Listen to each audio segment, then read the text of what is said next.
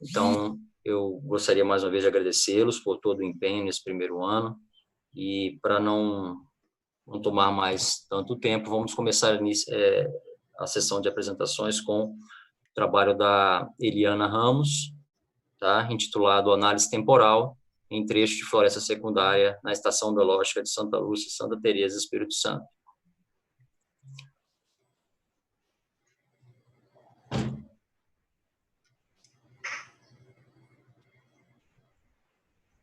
Espero que a Eliana esteja aí. Marlia, você me escuta? Sim. Ah, sim. A Eliana já está projetando aí. Ótimo.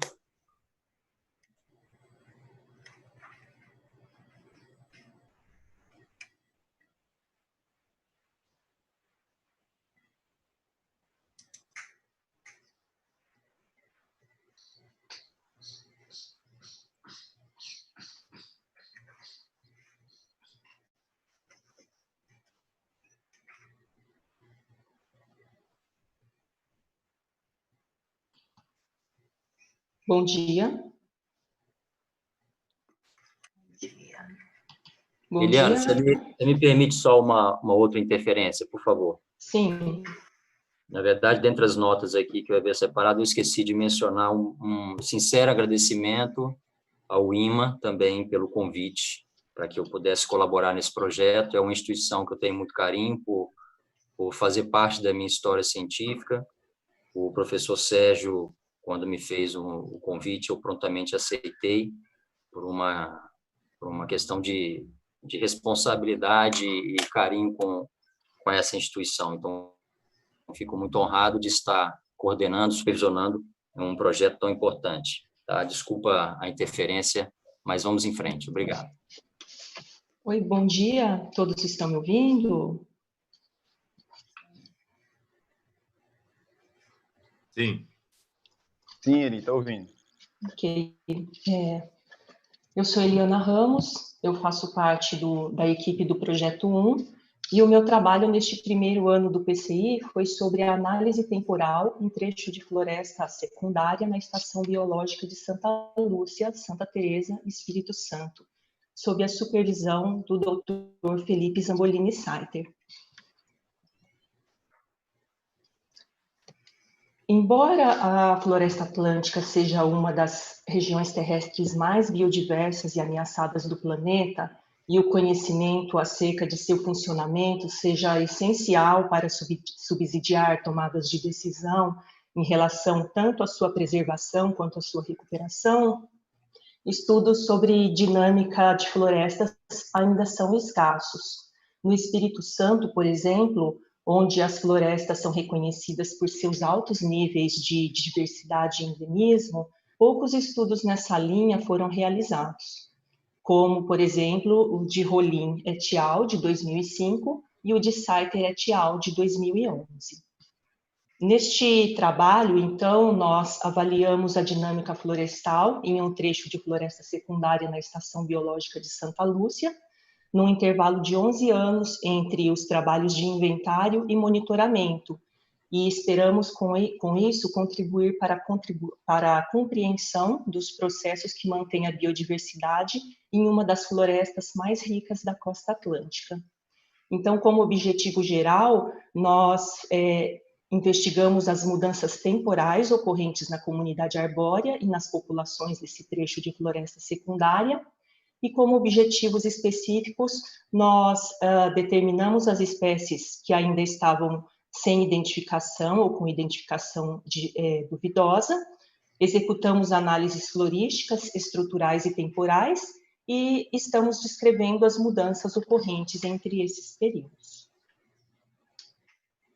A Estação Biológica de Santa Lúcia é uma área protegida de quase 470 hectares na região serrana do Espírito Santo.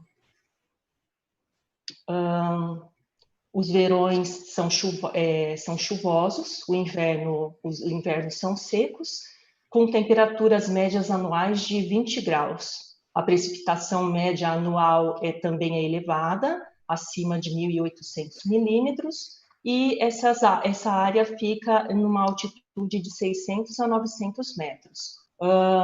A fisionomia florestal da área é a floresta umbrófila montana, e a área esse trecho de mata secundária fica a 700 metros de altitude e consiste de uma área amostral dividida em 50 parcelas permanentes de 10 metros quadrados,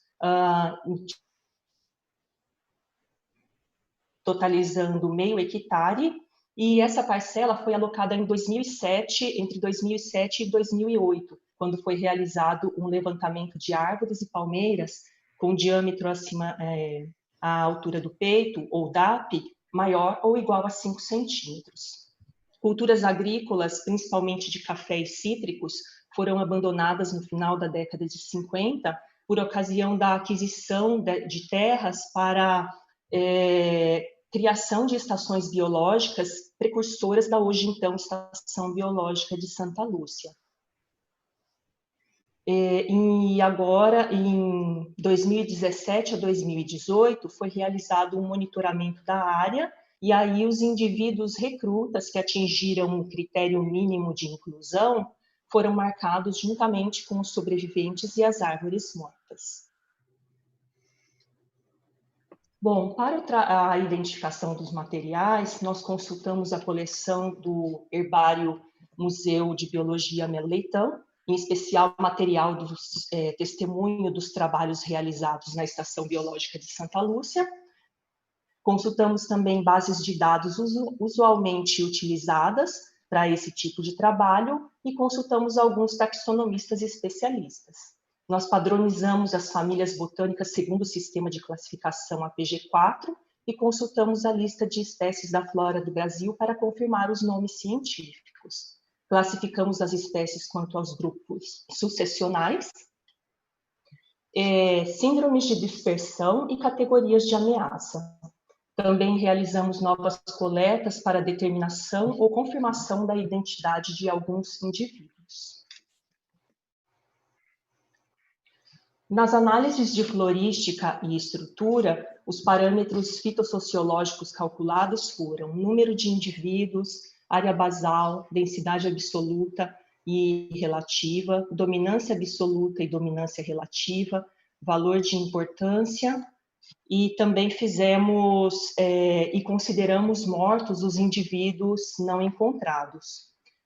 Fizemos todas as análises no ambiente R, utilizando o pacote fito.r para calcular os parâmetros fitossociológicos. Para a análise de diversidade dos dois inventários, nós utilizamos o índice de diversidade de Shannon e de Pielu, e aplicamos o teste de diversidade de Hutchinson para identificar possíveis diferenças entre o intervalo e o monitoramento. Já nas análises de dinâmica, nós investigamos as taxas de recrutamento, taxas de mortalidade, taxas de mudança líquida para indivíduos,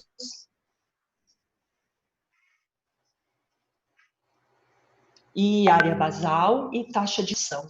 Também fizemos as análises no ambiente R e utilizamos o pacote forest.dim para realizar esses cálculos.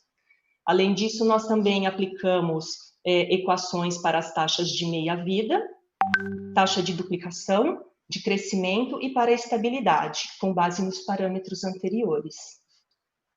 Estamos ainda analisando algumas mudanças ocorrentes na comunidade, nas populações, e para isso os indivíduos foram distribuídos em classes de diâmetro e as espécies em classes de taxas de variação anual. Bom, para os resultados da florística e estrutura, nós tivemos uma lista florística de 142 espécies pertencentes a 44 famílias botânicas para o monitoramento. O de 16 espécies e 2 famílias em relação ao Inventina estrelensis, Psicotria velosiana, Vernonantura divaricata, Dalbergia nigra e Ocotia corimbó.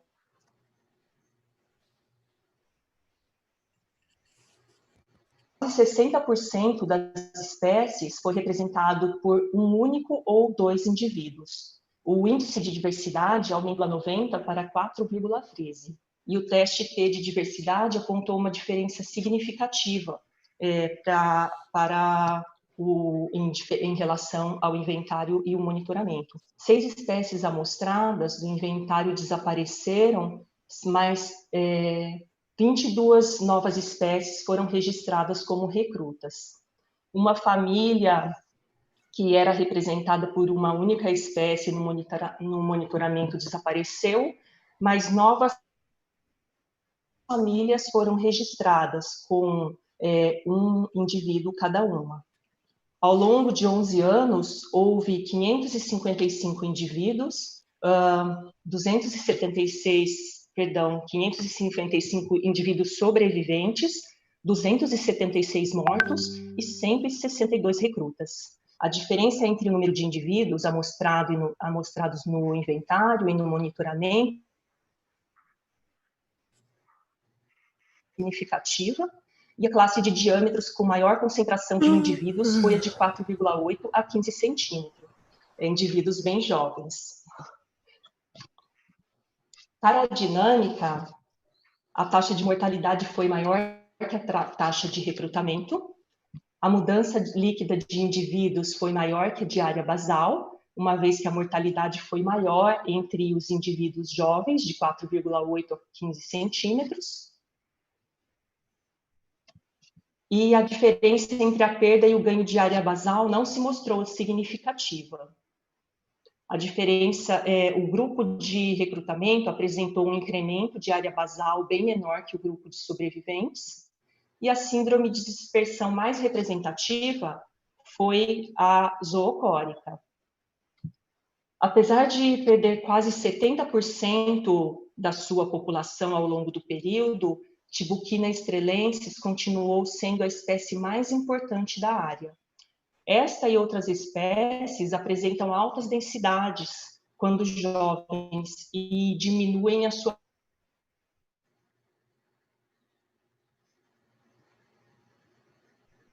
ao longo do tempo. E é um fator importante esse detalhe no ranking das espécies, quanto à categoria nas densidades dos grupos ecológicos, que também houve uma mudança, né?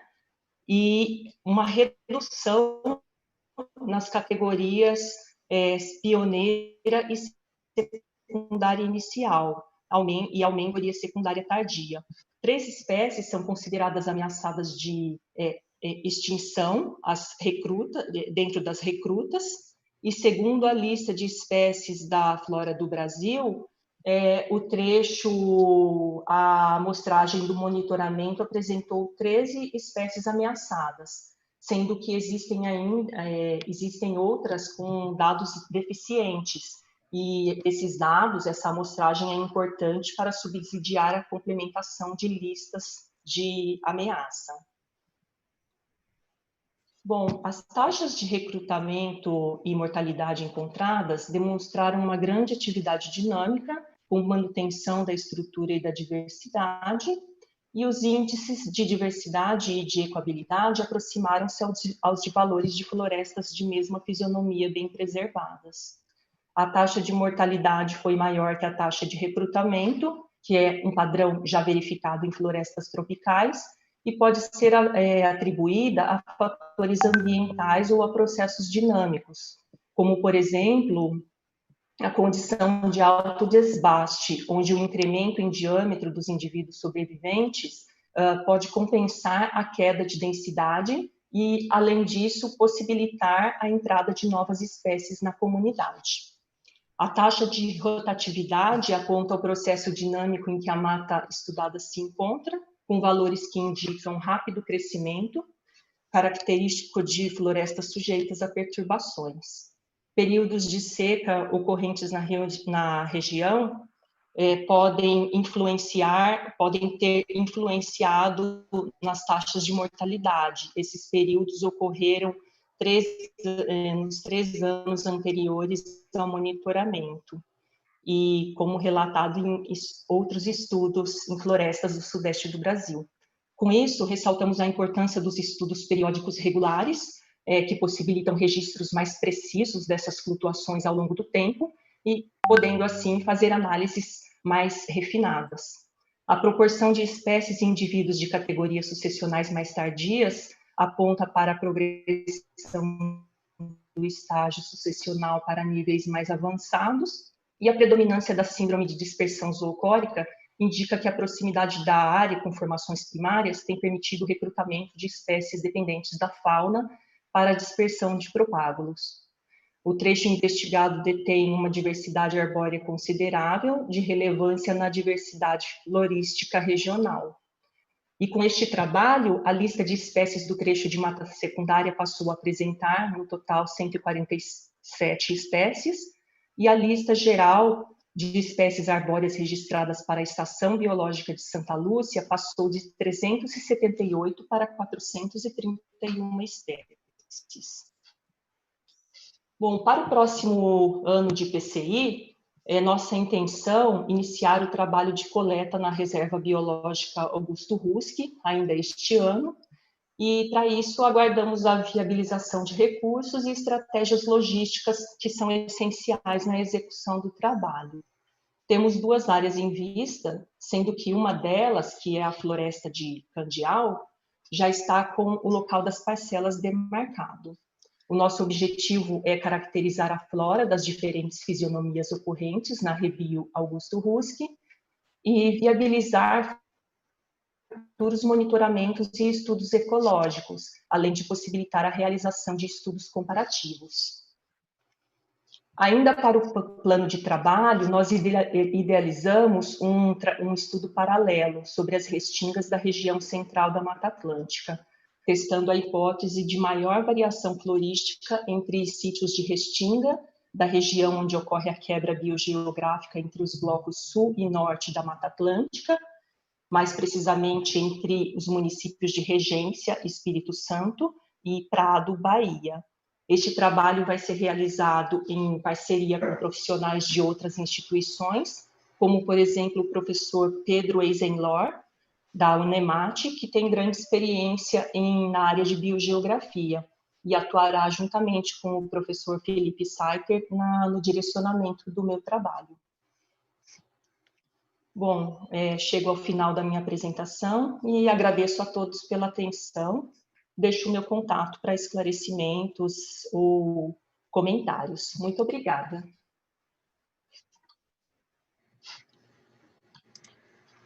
Obrigada, Eliana. Vamos passar, então, a Cecília, né, Quiro? Isso, espera aí que eu já estou indo.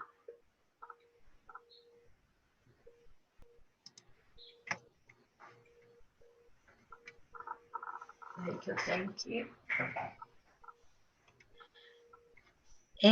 Tá todo mundo escutando? Estão me escutando?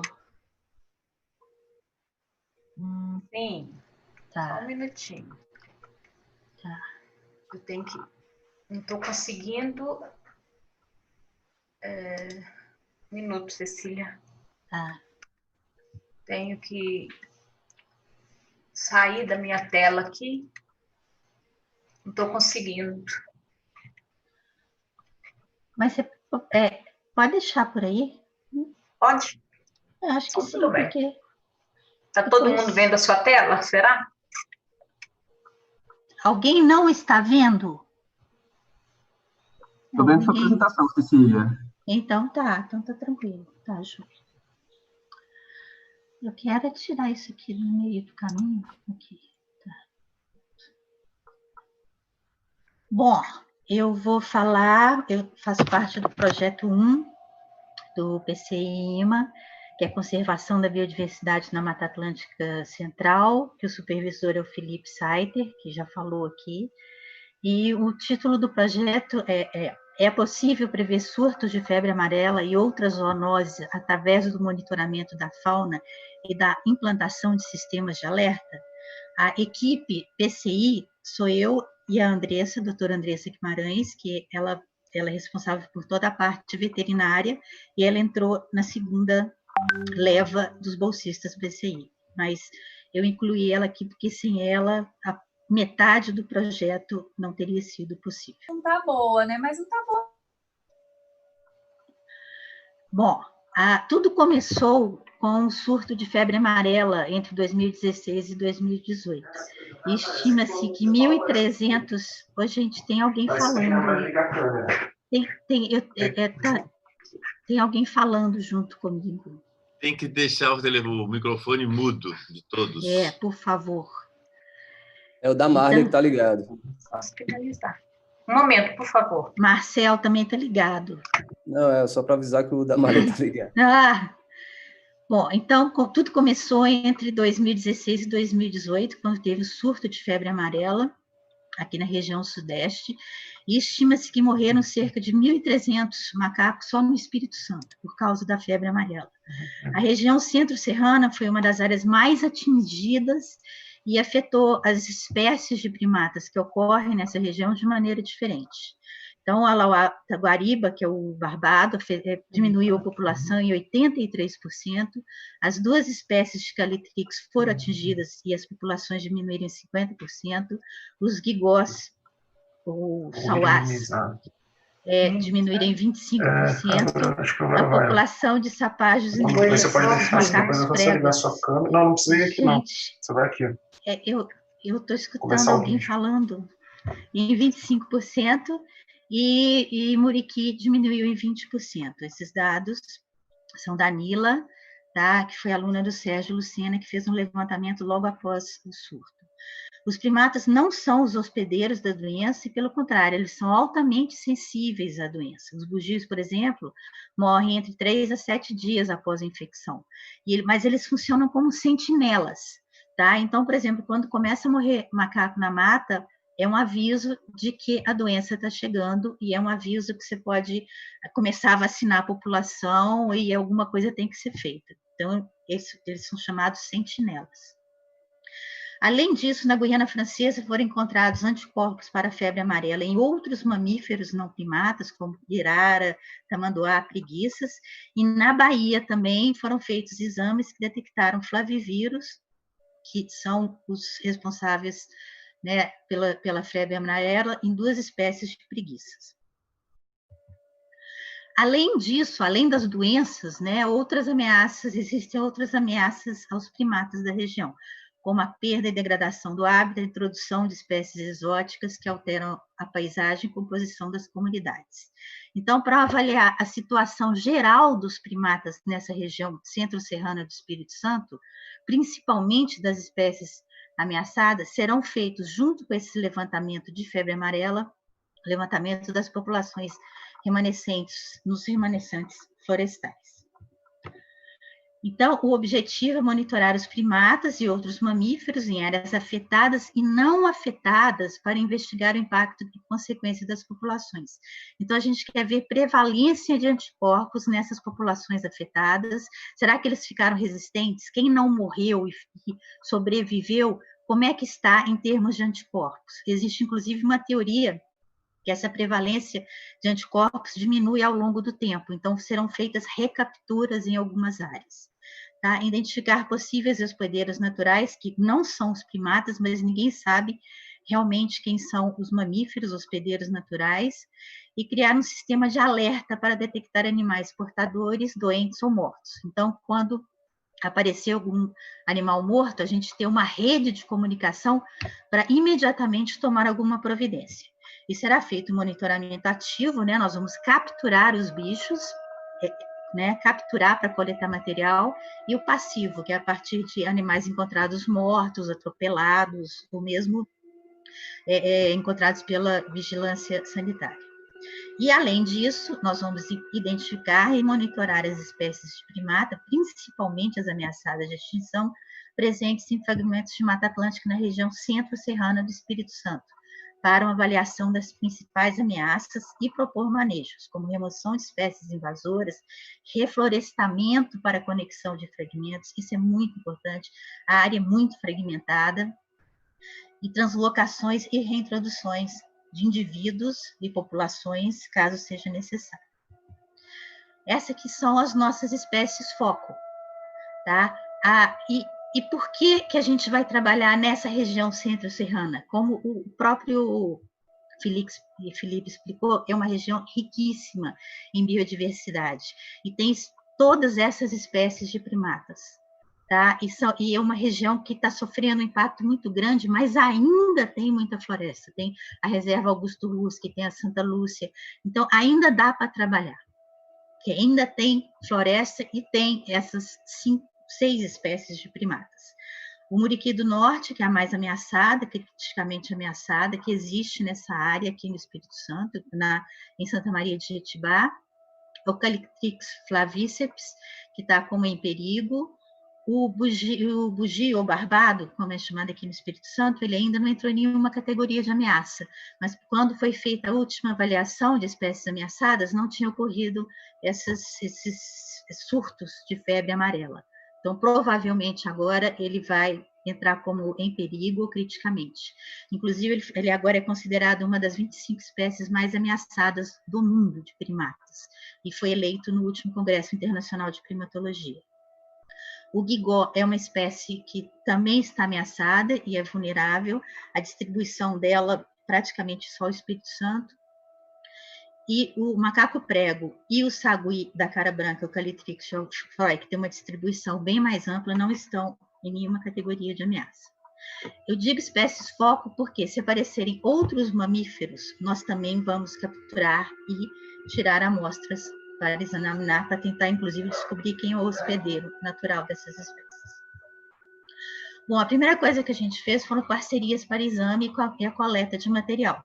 Tá? Eu visitei o laboratório de vírus do Departamento de Microbiologia do ICB, da UFMG. A doutora Betânia Paiva Drummond já trabalhava com o Sérgio, ela adorou o projeto, quer continuar essa parceria e se propôs a fazer, além do exame de febre amarela, fazer também exame para dengue, chikungunya, zika e maiaro e outros vírus, caso seja do nosso interesse. Claro que é, né? Então, vai entrar herpes e raiva. Além disso, hoje em dia eu já estou pensando, quem sabe, né, entrar também o Covid-19, porque atualmente o laboratório deles está trabalhando com Covid também. As amostras de malária serão analisadas pelo Dr. Crispim, da UFES, e a gente pensou em fazer contato com outros laboratórios. Só que a questão é a quantidade de amostra. Então, a gente não sabe se a gente vai conseguir, porque o animal mais fácil de ser capturado e que nós vamos investir mais são os Calitrix. E eles são muito pequenos, então a gente não pode coletar uma amostra de sangue muito grande. Então, a nossa prioridade são os vírus e malária. E se a gente conseguir mais material, aí entrariam essas outras análises. Todos os protocolos para coleta e armazenamento do material coletado já está pronto, nós fizemos, a Andresa ajudou demais quando ela entrou na segunda leva de bolsista, porque a parte veterinária, ela que desenvolveu, então foi muito importante isso. Então, os protocolos de coleta e armazenamento estão prontos.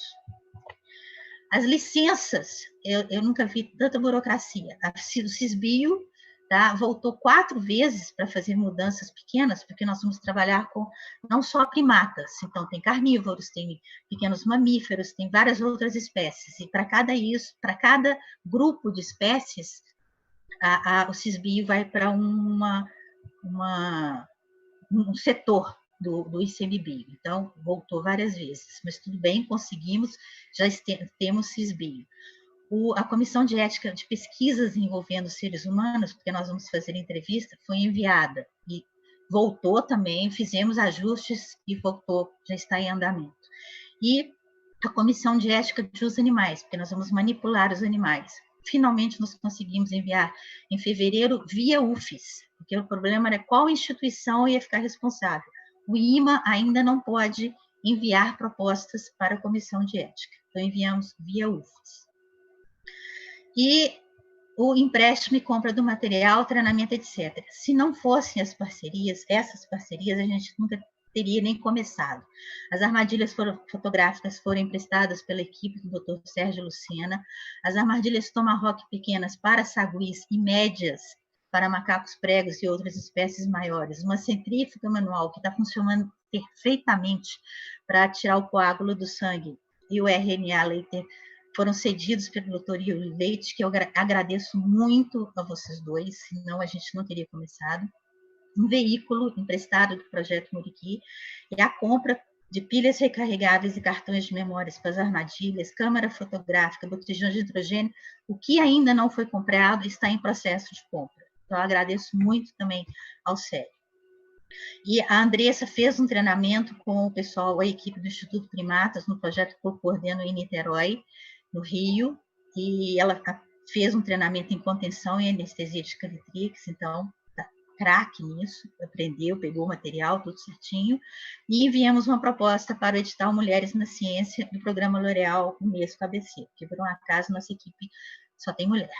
Isso, né? Interessante.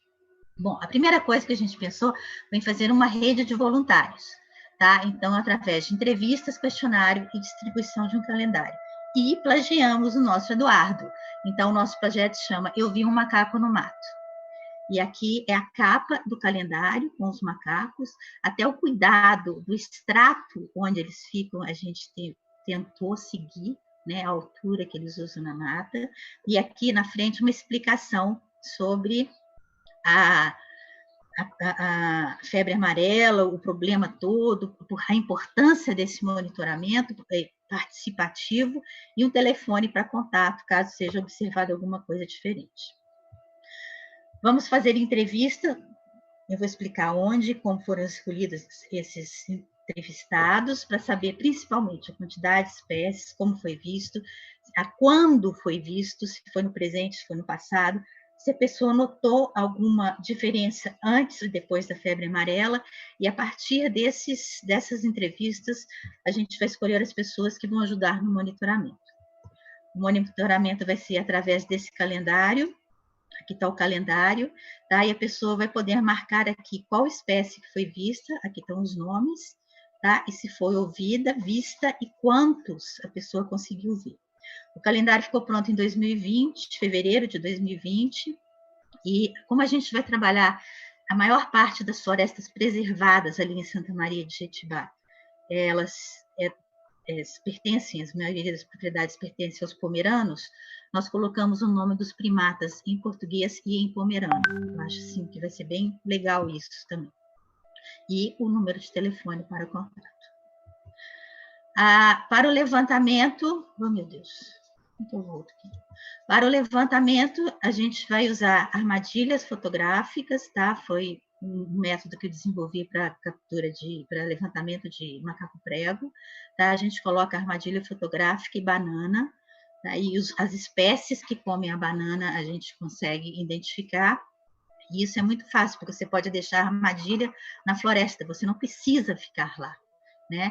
E o playback, que você toca vocalizações das espécies de primatas para atrair os indivíduos que estiverem naquela floresta.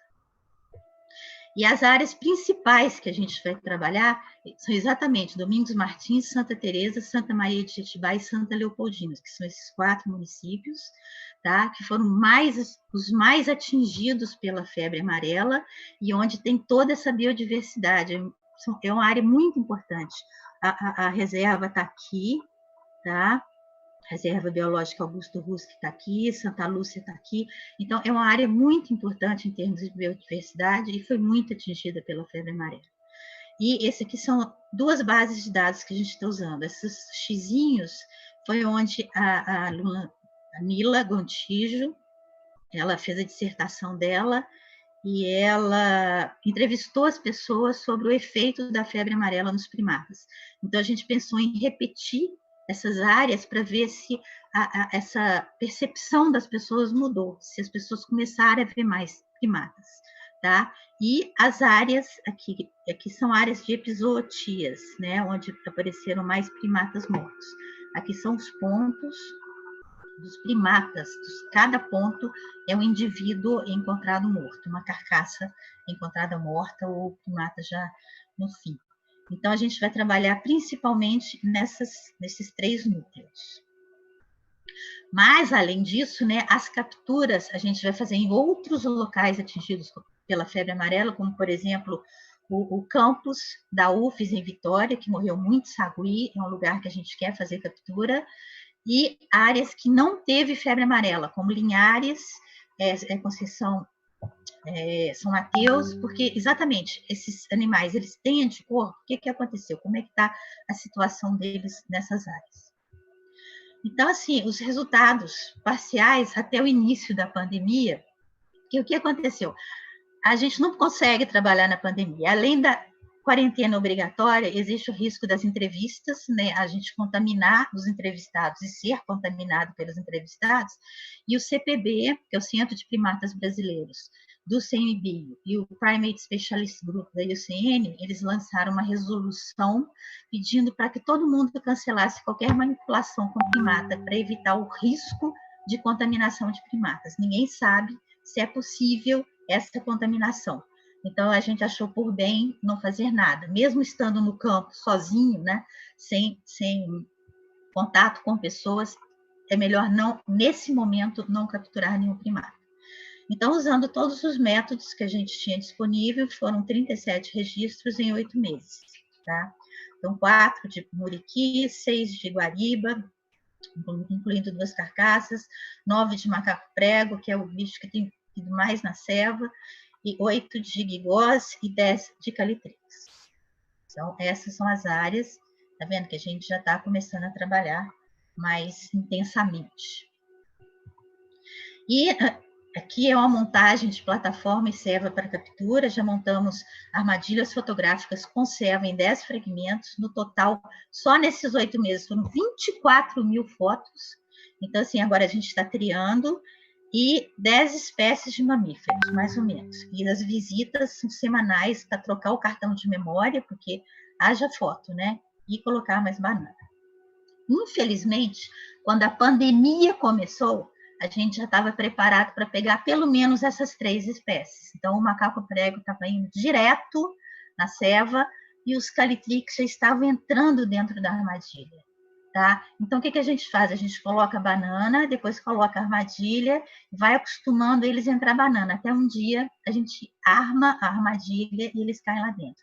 Então, esse grupo de calitrix aqui estava pronto para ser capturado. Eu acho que mais uma semana a gente teria nosso primeiro grupo capturado e nossa primeira coleta de material. E outro animal que me interessa muito capturar é o coendu, porque durante o surto de febre amarela no Rio de Janeiro eu tive muito relato de coendu morto, então realmente eu não sei se eles têm anticorpos contra a febre amarela ou como é que funciona. Então esse aqui também estava pronto para ser capturado, mas a pandemia parou tudo. E a gente recebeu 2 carcaças, fizemos a necrópsia. Essa primeira aqui embaixo, Taboca, Santa Teresa, a gente recebeu um telefonema do proprietário do sítio, que o animal tinha acabado de morrer, fizemos a necrópsia e esse aqui morreu por uma pancada antiga que infeccionou, então não tinha nada a ver com febre amarela, aparentemente, apesar de que a gente coletou material e realmente deu negativo para a febre amarela. Enviamos para a vigilância sanitária.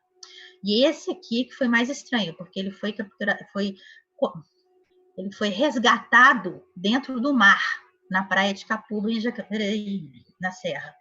Ele foi resgatado no mar mesmo, tá? E o pessoal da Vigilância Sanitária da Serra chamou a gente, eu fui lá, peguei a carcaça, e a necrópsia foi muito esquisita, porque ele morreu de hemorragia interna. Então, esse aqui a gente meio que achou meio suspeito, mas a gente está coletou o material que vai ser feita a análise ainda. E um dos resultados que eu estou achando mais maluco também ao longo desses só 8 meses de trabalho, que eu acho que é preocupante, que a gente deve prestar um pouco mais de atenção, é o problema do Calitrix flaviceps. Tá? Inclusive, eu estou participando de são 3 meses de reunião já, são 3 meses, 3 semanas de reunião já para definir o plano de ação para essas 2 espécies. E o Calitrix flaviceps, essa aqui é a distribuição dele, e Santa Teresa está mais ou menos aqui, ó, tá?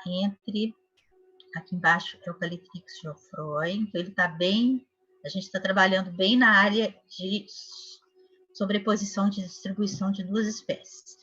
Mas só para mostrar a situação dele aqui em Minas Gerais, nesse pedaço aqui de Minas Gerais. Está vendo essa retinha aqui? É essa retinha aqui, tá? Olha, isso aqui é Minas Gerais, a quantidade de híbridos.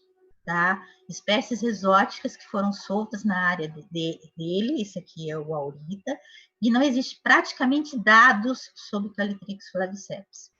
Além disso, ele foi muito atingido pela febre amarela em Minas. E esse aqui são os nossos dados. Tá? Eu fiquei muito impressionada, porque, inclusive, aquele grupo que a gente está tentando capturar é aqui. Ó. É uma mata que é praticamente contínua com a reserva biológica Augusto Husk. E é um grupo de híbridos. Tá? Na Augusto Husk ainda tem indivíduos puros, e os indivíduos puros que a gente teve agora registro são esses e Augusto Husk. Mesmo esses dados aqui são antigos. E aqui, ó, isso aqui, ó, em 1995, soltaram um grupo de 8 Calitrix geoffroy. Provavelmente, toda essa área aqui já está dominada por híbridos. Então, assim, é uma espécie que a gente tem que tomar mais cuidado, tá? E talvez propor um manejo rápido para tentar salvar o que restou de bicho puro. Bom, as dificuldades encontradas, as licenças demoram demais, tá, gente? Eu não sei quando vão sair todos esses conselhos de ética, mas a gente está trabalhando com o CISBio. O veículo, esse aqui é o carro que a gente conseguiu emprestado em dezembro, e o vidro nem fechava, a gente tinha que usar um plástico, mas eu fiquei sabendo, eu tive uma ótima notícia que esse carro foi todo reformado, então quando a gente voltar, a gente vai ter um carro legal para trabalhar. Diárias, a gente está escrevendo proposta para tentar conseguir, né, a gente se manter nos trabalhos de campo, porque não é fácil comer, pôr gasolina, etc., e a pandemia, que foi, para mim, a pior coisa, bem na hora que a gente estava começando a embalar, começando a acelerar, que atrapalhou tudo. Bom, para 2020, 2021, a gente pretende publicar 3 artigos, né, o impacto da febre amarela nos primatas do Espírito Santo, a partir dos dados do projeto Sentinelas, que são mais de 1.300 pontos de registros de primatas mortos, todas as espécies, a revisão dos primatas do Espírito Santo, a gente já fez um banco de dados com 2.322 registros, e atualmente eu estou limpando essas tabelas, está dando um trabalho de louco, e um estudo comparativo entre materiais coletados e técnicas diagnósticas utilizadas na detecção, que a Andressa conseguiu dados bem legais. E quando a pandemia acabar, continuação dos trabalhos de campo. A gente se encaixa em 2 áreas prioritárias, né, do MCT, que é o desenvolvimento sustentável e qualidade de vida, tá? Desenvolvimento sustentável pela preservação ambiental e qualidade de vida na parte da saúde pública. Queria agradecer muito a minha equipe de campo, tá? A Andressa, se não fosse você, eu não sei o que seria de mim, a nossa equipe de 2, mais a Michele, que fez todos os mapas e ajuda a gente direto no campo, e a Olivia, que são de outro projeto que a gente trabalha junto, que tem objetivos bem parecidos, o Rogério, que tem ensinado muito sobre os primatas do Espírito Santo para a gente, e o Jorge, que está aqui também, que faz parte do projeto. Muito obrigada. Apresentação já já.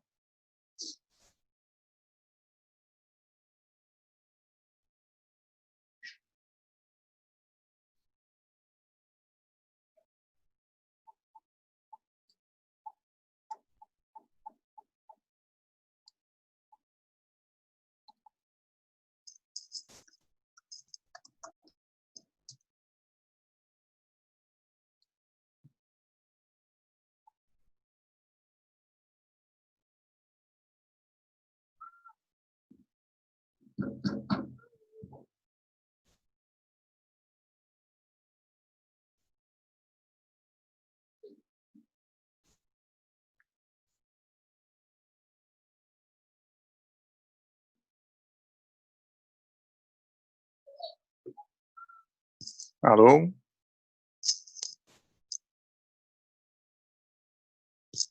Todos me escutam?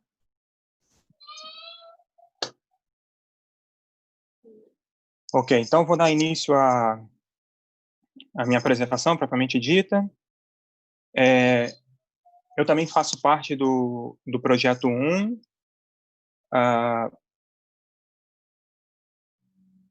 coordenado pelo Felipe Seiper, e aí o meu projeto individual é a avaliação da eficiência do uso de substitutos taxonômicos para o monitoramento de formigas em florestas de Mata Atlântica. Falando um pouco de biodiversidade, a biodiversidade pode ser mensurada sobre o grau de variação da vida, em termos de genes, em termos de espécie, em termos de ecossistema. A biodiversidade é um termo bastante amplo. E, de fato, conhecer, pesquisar e monitorar a biodiversidade tem um custo, normalmente associado ao pessoal, a tempo e o custo financeiro. É notório que o homem é um dos que mais ceifa a biodiversidade no planeta, né? Então, a perda de biodiversidade é muito grande por conta das ações da humanidade. E, associado a isso, associado aos custos das pesquisas, a falta de taxonomistas, isso são os principais impedimentos que nós temos para realizarmos inventários da biodiversidade. Assim, surge uma proposta de reduzir o esforço na triagem e identificação de material para resolver questões de biodiversidade, principalmente se você está utilizando um grupo taxonômico mega diverso. E aí, a alternativa para isso seria uma identificação em nível específico, pode ser muito difícil em alguns casos. E uma alternativa seria a utilização de uma identificação taxonômica mais simples. Esses substitutos de biodiversidade podem ser, então, unidades taxonômicas mais simples para cobrir lacunas taxonômicas na identificação de espécies. Esses substitutos precisam ser de fácil e rápida identificação, em resolução mais simples, porém só são úteis se eles refletem padrões encontrados com espécies. Por que, então, utilizar formigas para o monitoramento de biodiversidade? As formigas são um grupo diverso, relativamente fácil de coletar, né? São conspícuos, a gente vê formiga em tudo que é lugar que a gente está andando. As formigas estão associadas a diversas funções ecológicas. Aqui 2 exemplos, um exemplo de predação e aqui um exemplo de polinização. As colônias das formigas são estacionárias, né? A maioria, né? Mais de 97% das espécies de formigas têm colônias estacionárias. Então, é fácil ou menos complicado monitorar um grupo taxonômico se ele é estacionário. Sendo assim, os objetivos propostos nesse primeiro ano de bolsa eram determinar os fatores ambientais bióticos e abióticos que favorecem a conservação da biodiversidade de formigas de solo na região central serrana do Espírito Santo, com os objetivos específicos de monitorar a biodiversidade de formigas de solo com métodos padronizados e replicáveis e medir a congruência entre os dados de espécies com 4 resoluções potenciais de substitutos taxonômicos, subfamília, guilda, tribo e gênero, ao longo do tempo. Os locais de estudos eram florestas perto aqui de Santa Teresa, então aqui a gente tem a cidade de Santa Teresa, aqui perto a Estação Biológica Santa Lúcia, a Rebio Augusto Rusque e um pouco mais distante a Estação Biológica de São Lourenço.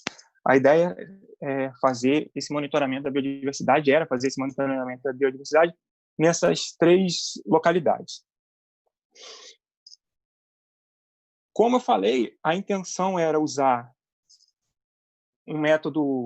seguir o método Rapeld, para poder padronizar as coletas, o tamanho das parcelas e facilitar a integração desses dados depois com dados coletados por outros pesquisadores no país e fora do país. Os métodos padronizados, a proposta é utilizar o extrator de Winkler, então, que consiste na peneirar o material, o folhiço da floresta, e depois esse folhiço é colocado em extratores. Uma outra atividade seria iniciar uma coleção entomológica de formigas no IMA, né? Até o momento, até o início dos trabalhos, a coleção de formiga do Instituto Nacional da Mata Atlântica era composta por 7 espécies e 30 indivíduos. Essas 2 pequenas caixas de material depositado.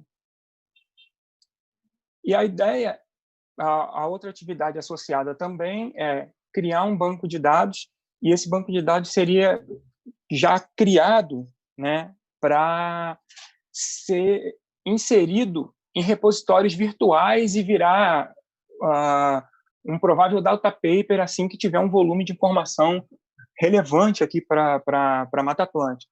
Então, a ideia é já deixar todo o material que for depositado de formiga num formato pronto para estar inserido em repositórios virtuais e se transformar numa possível publicação. As dificuldades encontradas para esse projeto específico já foi comentado pelo Sérgio na abertura do evento. O IMA tem poucos funcionários e isso dificultou as saídas para trabalho de campo.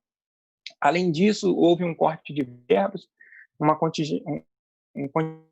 contingenciamento de verbas. Isso afetou também a nossa saída para trabalho de campo e afetou a aquisição de armadilhas e equipamentos. Então, as saídas de campo que aconteceram foram para delimitar os prováveis locais das instalações das parcelas para coletar as formigas, mas como até o momento as armadilhas e os outros equipamentos para a coleta das formigas não foram efetuados, as coletas foram coletas manuais e esporádicas que eu realizei nas poucas expedições que a gente fez para conhecer as reservas e demarcar os locais das possíveis aonde vão ser inseridas possíveis. Então, de fato, com essa pandemia e com essa situação do corte de verba e tudo isso, outros bolsistas já comentaram, o único objetivo que eu consegui atingir até o momento foi das coletas esporádicas que eu fiz com formiga, e eu consegui 72 formigas classificadas em 21 espécies, e dentre essas 21 espécies que foram inseridas naquela coleção que eu comentei anteriormente, para a espécie Dinoponera lúcida, que é a maior formiga do neotrópico. Ela é assinalada como uma espécie em perigo desde 2014, mas a Santa Lúcia, a Mata da Santa Lúcia, é um repositório natural desses indivíduos. Já havia algum registro no IMA sobre a coleta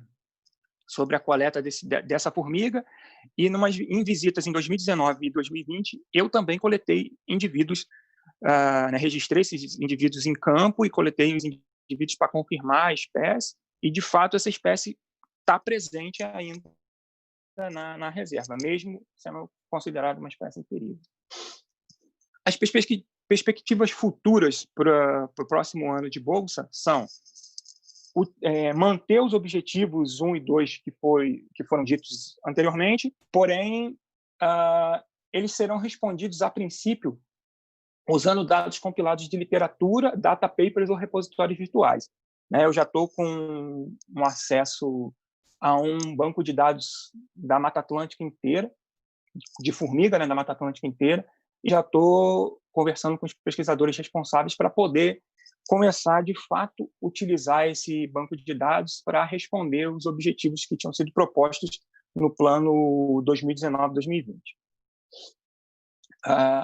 A outra perspectiva é que, assim que as coletas forem possíveis, assim que esse efeito da pandemia reduzir e a gente conseguir voltar minimamente aos trabalhos, os objetivos 1 e 2 desse plano vão ser respondidos com os dados coletados na região serrana do Espírito Santo. Além disso, nesse 1 ano de bolsa, além dos objetivos e da tentativa de responder esses objetivos da melhor maneira possível. Eu fiz outras atividades complementares, eu fui revisor de periódicos científicos, eu sou revisor, né, de alguns periódicos científicos, eu também sou revisor, fui convocado para participar de aula de qualificação e aula de defesa de mestrado, doutorado, revisei planos de mestrado, realizei alguma coisa relacionada à divulgação e popularização científica, concedendo entrevistas à rádio local aqui de Santa Teresa, e também participando, junto com todos os integrantes do Projeto 1, na apresentação de um banner intitulado Conservação da Biodiversidade da Mata Atlântica Central, na Semana Nacional de Ciência e Tecnologia em 2019, que o IMA participou. Além disso, em 2019, eu publiquei, junto com pesquisadores parceiros, 4 artigos. Aqui, então, tem exemplo de 2, mais 2 artigos, foram 4 artigos publicados em 2019. 2020, eu também, em conjunto com outros pesquisadores, publiquei até o momento 3 artigos. Então, publiquei esse artigo aqui agora, esses artigos de 2020 saíram em junho. Esse também foi um artigo publicado em 2020. Além disso, tem outros trabalhos que estão aceitos ou submetidos. Então, esse trabalho aqui está aceito, e tem mais 6 artigos que estão em revisão ou submetidos, aguardando a resposta do editor da revista. Então, assim, como eu não consegui, de fato, ir para campo, coletar material, eu usei esse tempo para colocar artigos que estavam sendo escritos, para, né, colocar esses artigos nas revistas para serem publicados. Tá? Então, eu finalizo aqui a minha apresentação, agradecendo ao IMA, agradecendo ao PPBio, que é o Programa de Pesquisa em Biodiversidade que eu faço parte, ao CNPq, a concessão da bolsa, e as figuras de formigas que eu utilizei nessa apresentação foram concedidas a o Alexander Wild.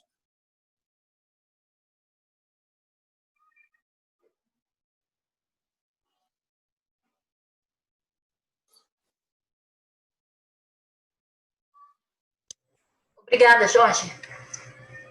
Ok. Vou passar a palavra, então, ao Getúlio Fonseca Domingues.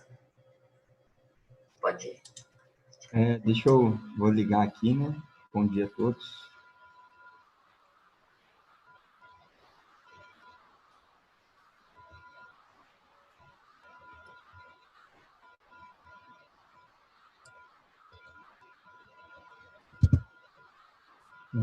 Bom dia, estão me ouvindo e visualizando a apresentação?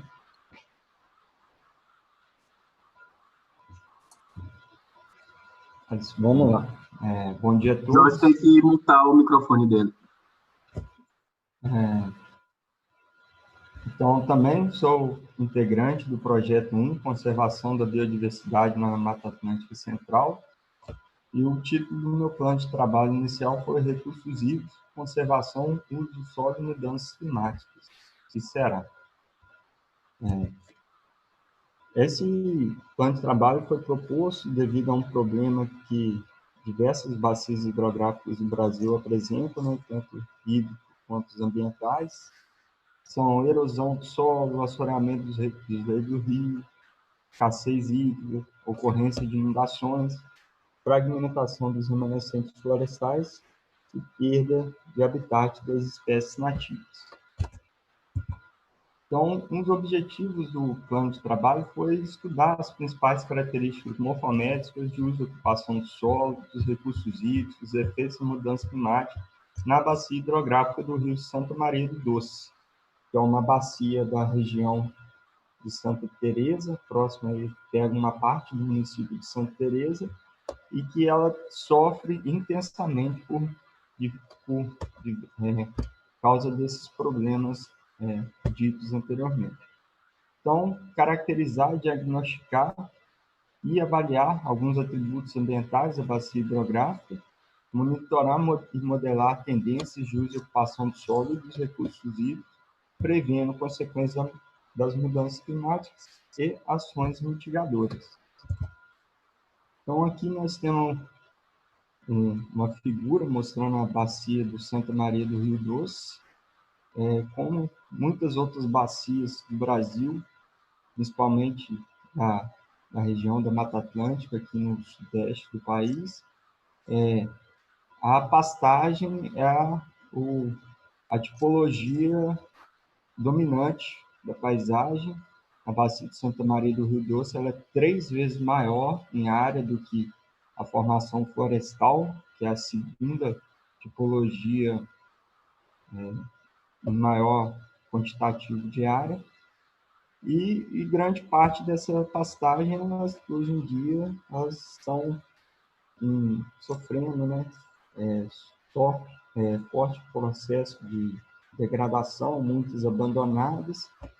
Então, é um passivo ambiental muito grande que elas apresentam. E também são pouco produtivas economicamente, né, na região nos dias de hoje.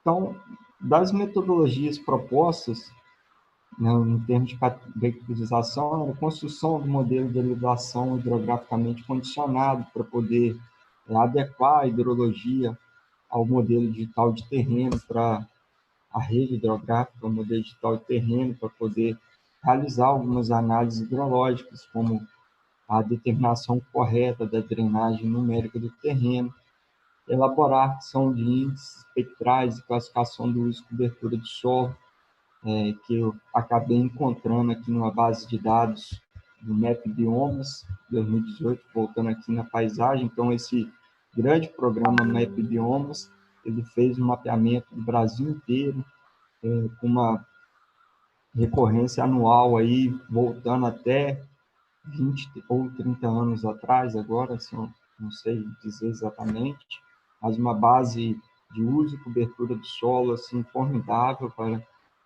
ser trabalhada. Avaliar capacidade produtiva do uso e manejo do solo, ver que áreas sofrem maior impacto devido à tipologia presente naquele local, né, associando com o tipo de solo, local do terreno. Análise temporal do uso e cobertura do solo, elaboração de índices ambientais, tentar modelar tendências, né, da dinâmica do uso, criar cenários futuros e, por último, elaborar um plano de implantação e monitoramento dos recursos hídricos.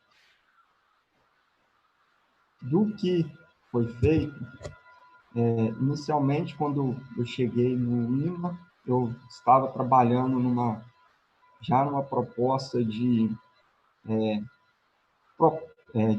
propor ações mitigadoras para bacias hidrográficas com base em estimativas da erosão e deposição de sedimentos, da perda de solos. Então, a gente tem diversos fatores da bacia, né? Topografia, precipitação, tipo de solo, cobertura do solo, inclinação, curvatura do terreno. Esses parâmetros entram no modelo para calcular a capacidade de transporte de sedimentos e, após isso, é possível obter a erosão e deposição de sedimentos, calculando a taxa de mudança dessa capacidade de transporte na direção de maior inclinação do terreno. Então, nós conseguimos espacializar aqui locais da bacia hidrográfica que estão sofrendo erosão e outros locais que sofrem deposição de sedimentos. E como nós podemos modelar isso, foi elaborado também um procedimento, um algoritmo chamado, na verdade, uma heurística chamada algoritmos genéticos, que serve para otimizar diversas funções aí ao redor do mundo. Isso é utilizado em várias linhas de trabalho, e nós conseguimos implementar um algoritmo genético que otimizasse os resultados desse modelo, considerando a variação espacial do uso do solo, no caso, em específico, áreas de restauração florestal. Então, é possível obter áreas em que a localização proposta das zonas de restauração florestal, elas nos dão um maior retorno naquele modelo anteriormente descrito, o Unit Stream Power Erosion Deposition Model. Então, no início do trabalho, né, eu continuei desenvolvendo aqui, vocês podem ver mostrando aqui, por exemplo, um cenário somente para minimizar a erosão. Então, podemos avaliar algumas características, conhecer, né? A gente vê que áreas prioritárias para minimizar a erosão são geralmente as cabeceiras do morro, topo de morro, conforme aqui obtido por esse modelo. E se eu quiser somente otimizar a retenção de sedimentos ou deposição de sedimentos na bacia, aqui, um cenário um pouco de disposição das áreas de reflorestamento, que lembram cada uma curva de nível, né? Ou terraços, que são medidas mecânicas muito utilizadas aí para essa finalidade de conter o escoamento superficial e reter a perda de solos. E esse trabalho, então, no início, eu finalizei ele, logo que cheguei no IMA, fazendo a escrita, a tradução para o inglês e adequando o trabalho. E ele foi, então, aceito na revista Journal of Environmental Management, agora no ano de 2020. E a expectativa, então, a princípio, na proposta do plano de manejo, do plano de trabalho, era utilizar esse mesmo modelo para a bacia de Santa Maria do Doce. Só que existiam alguns desafios. Primeiro, o custo computacional, né? O computador para rodar todo esse algoritmo genético e o modelo de erosão e deposição. Então, aquele cenário simulado, ele é um cenário que ele tem uma resolução espacial de 1 metro, é uma bacia hidrográfica, e nela é uma matriz de 162.288 colunas. A bacia do Santa Maria do Doce, trabalhando com uma resolução espacial de 50 metros, ela é 14 vezes maior do que esse cenário inicial. E trabalhando com uma resolução espacial de 30 metros, ela é 40 vezes maior do que o cenário inicial. E, então, era um desafio que, na época, para rodar aquele cenário inicial, o computador consumia em torno de 10 gigas de memória RAM. Então, mas se fosse uma relação linear, então, eu precisaria do computador, né, com 140 GB de RAM ou 400 de RAM para rodar para esses cenários. E outra dificuldade, outro desafio também é a calibração do modelo. Aquele é um modelo semi-empírico e também precisa de uma calibração de dados de campo para poder calibrar esse modelo, para aplicar numa realidade, né, como a bacia de Santa Maria do Doce, e isso representa um custo operacional.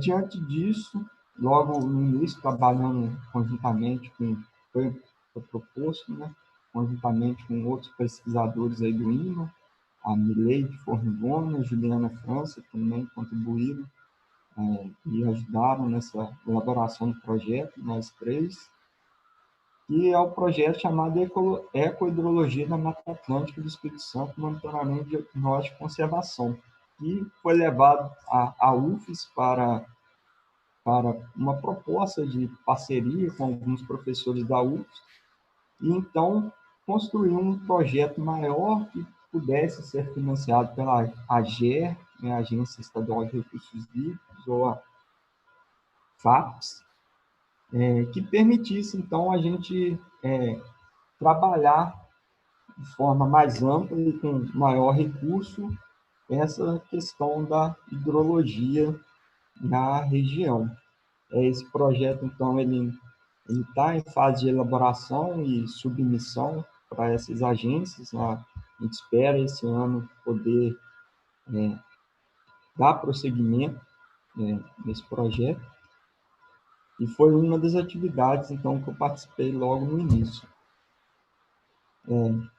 Para desenvolver, então, a questão do custo computacional, eu voltei a trabalhar, então, no algoritmo que está implementado na linguagem de programação Python, só que para não fazer a mesma coisa, conversando com colegas aí do INMA, outros pesquisadores, como o Frederico, o Tony, o Jorge, o Antônio Carvalho, o Jorge Souza, o próprio supervisor, o Felipe Saiter, o Leandro Beong, nós pensamos uma proposta, então, para a conservação da biodiversidade utilizando métricas de paisagem. Então, em vez de eu trabalhar com erosão e deposição, nós começamos a trabalhar com métricas de paisagem. E duas foram selecionadas, a Landscape Shape Index e Contágio. Então, para esse cenário inicial aqui de uma bacia hidrográfica fragmentada, a gente implementou os modelos para buscar otimizar a restauração florestal nessas bacias, com vistas às métricas de paisagem. Então, são duas métricas medidoras de agregação dos fragmentos. Então, nós podemos ver que a busca do algoritmo é para encontrar criar uma maior agregação dos fragmentos. Aqui no gráfico a gente pode ver o quanto a solução vai aumentando cenário para cenário. O cenário posterior é sempre melhor do que o anterior em relação à métrica utilizada. Nós também fizemos alguma tentativa como combinar as duas métricas, criar uma métrica chamada contágio dividido pela Landscape Shape Index, para ver que cenários seriam gerados. Aqui para o exemplo do outro cenário. Então, ela também, a proposta inicial é uma metodologia genérica que pode ser aplicada para qualquer bacia hidrográfica existente, sem uma restrição de localidade, apenas adequar os parâmetros, as características daquela bacia que será aplicada. E na questão, então, do desempenho computacional, consegui implementar aqui para a bacia, então, de Santa Maria do Doce, rodando as métricas de paisagem, alguns cenários criados para cada métrica, para a Landscape Shape Index, para contágio e para a combinação das duas métricas. Uma resolução espacial de 50 metros, agora também estava rodando uma resolução espacial de 30 metros, mas eu perdi o acesso remoto ao IMA, então eu não consegui ver o resultado, não consegui dar prosseguimento nesse trabalho, mas a questão do uso da memória RAM, agora com 30 metros, está usando apenas 20 GB de RAM do computador para rodar naquela bacia 40 vezes maior. Então, teve uma redução muito grande, conseguir tornar mais eficiente o algoritmo, a questão do processamento, que permite analisar e estudar cenários de maior extensão. Então, esse artigo ele está sendo elaborado, está sendo escrito por nós, pesquisadores, para ser submetido a alguma revista,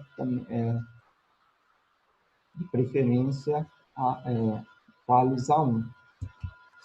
Algumas atividades complementares desenvolvidas durante a Bolsa, a organização do painel para a Semana Nacional de Ciência e Tecnologia do INMA, conselheiro na Sambio, que é a Associação de Amigos do Museu de Biologia Melo Leitão, organização do 9º Simbioma. No entanto, eu tive que sair da organização devido à pandemia. Não estou mais em Santa Teresa e também a rotina, tenho 2 filhos pequenos, e a rotina ficou bem intensa e tive que abrir mão, né? Na verdade, priorizar algumas atividades durante essa pandemia. E, felizmente, tive que sair da organização do Simbioma. Perspectivas para as próximas etapas de pesquisa.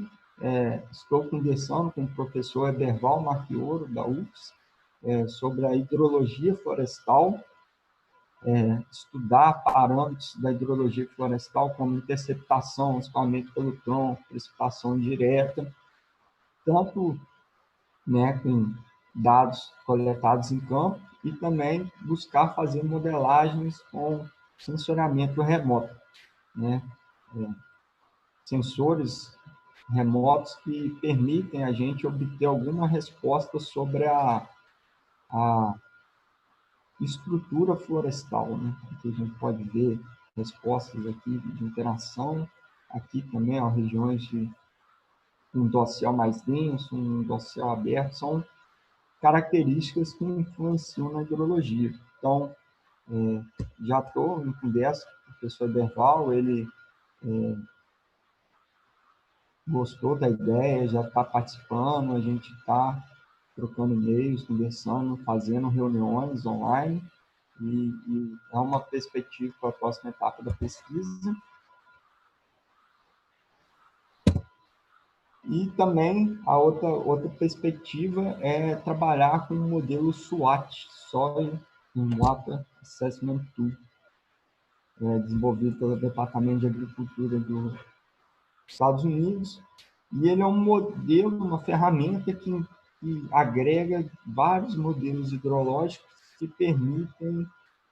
permite a gente modelar várias variáveis, vários processos do ciclo hidrológico, como infiltração, escoamento superficial, escoamento subterrâneo, vazão, pode ser estimada vazão máxima, vazão mínima.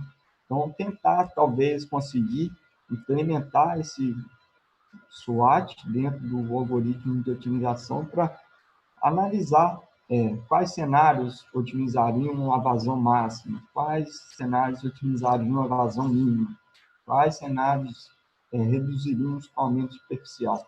Então, esse é um modelo bem completo, o mais aceito, o mais robusto internacionalmente na área de hidrologia, e talvez tentar implementar esse SWAT dentro do processo de otimização.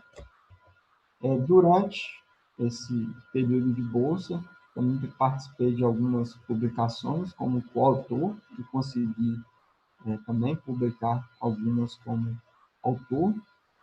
Tem artigos submetidos para revistas, e em destaque aqui os em produção, então, esse Evolutionary Algorithms Towards an Optimized Scenario for Landscape Ecology, a Precision Forest Restoration Approach, que é o que está sendo desenvolvido por mim e demais pesquisadores do INMA, e também o artigo aqui desenvolvido, no qual eu sou coautor, pelo pesquisador Marcel Coelho. Também já está bem avançado na sua produção.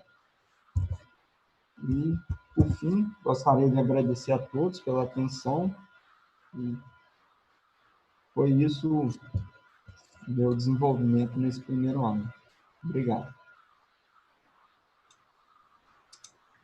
Obrigado, Getúlio.